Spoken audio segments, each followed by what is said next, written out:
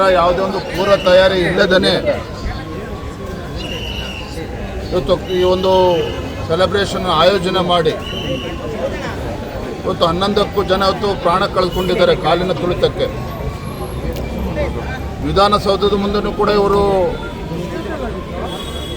Police ಇಲಾಖೆಯವರು ಬೇಡ ಅಂತೇಳಿ ಸಲಹೆ ನೀಡಿದ್ರ ಮೇಲೂ ಸಹ ಹಠ ಮಾಡಿ ಇವತ್ತು ರಾಜ್ಯ ಸರ್ಕಾರ ವಿಧಾನಸೌಧದ ಮುಂದೆ ಸೆಲೆಬ್ರೇಷನ್ ಮಾಡಬೇಕು ಅಂತೇಳಿ ಹಠ ಮಾಡಿ ಪೊಲೀಸರಿಗೆ ಒತ್ತಾಯ ಮಾಡಿ ಅಲ್ಲೂ ಕೂಡ ಕಾರ್ಯಕ್ರಮ ಆಯೋಜನೆ ಮಾಡಿದ್ದಾರೆ.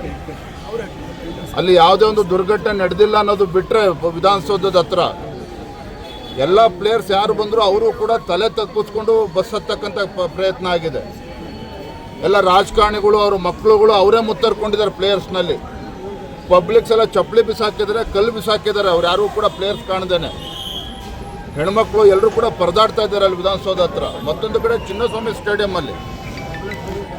ಲಕ್ಷಾಂತರ ಅಭಿಮಾನಿಗಳಿದ್ದಾರೆ. ಇವತ್ತು RCB ಬರ್ತಾರೆ ಜನ ಅಂತ ಗೊತ್ತಿದ್ರು ಸಹ ಯಾವುದೇ ಒಂದು ಪೊಲೀಸ್ ಸರಿಯಾಗಿ ನಿಯೋಜನೆ ಮಾಡಿಲ್ಲ. ಆಂಬ್ಯುಲೆನ್ಸ್ ವ್ಯವಸ್ಥೆ ಇಲ್ಲ ಅಲ್ಲಿ ಒಳಗಡೆನೆ. ನಾ ಈಗ ತಾನೇ ಹೆಣ್ಮಕ್ಳನ್ನ ಮಾತಾಡಿಸ್ತಾ ಇದ್ದೆ, ಬಾಂಬೆಯಿಂದ ಬಂದಿರತಕ್ಕಂಥ RCB ಫ್ಯಾನ್. ಅವಳು ಅಳುತ್ತಾ ಇದ್ರು ಕೂಡ, ಕೆಳಗೆ ಬಿದ್ದು ಒದ್ದಾಡ್ತಾ ಇದ್ರು ಕೂಡ, ಎತ್ತಕ್ಕೂ ಕೂಡ ಯಾರೂ ಇಲ್ಲ. ಅವ್ರ ಸ್ನೇಹಿತರು ಹಿಡ್ಕೊಂಡು ಪರದಾಡ್ತಾ ಇದ್ದಾರೆ. ಯಾವ ಗೇಟಿಂದ ಹೊರ ಬರಬೇಕು ಅಂತೇಳಿ ಮಾಹಿತಿ ಸಿಗ್ತಾ ಇಲ್ಲ. ನಾನು ಆಗ್ರಹ ಮಾಡ್ತೇನೆ, ರಾಜ್ಯ ಸರ್ಕಾರ, ನಾನು ಇವತ್ತು ಹೆಚ್ಚು ಮಾತನಾಡೋದಕ್ಕೆ ಹೋಗೋದಿಲ್ಲ.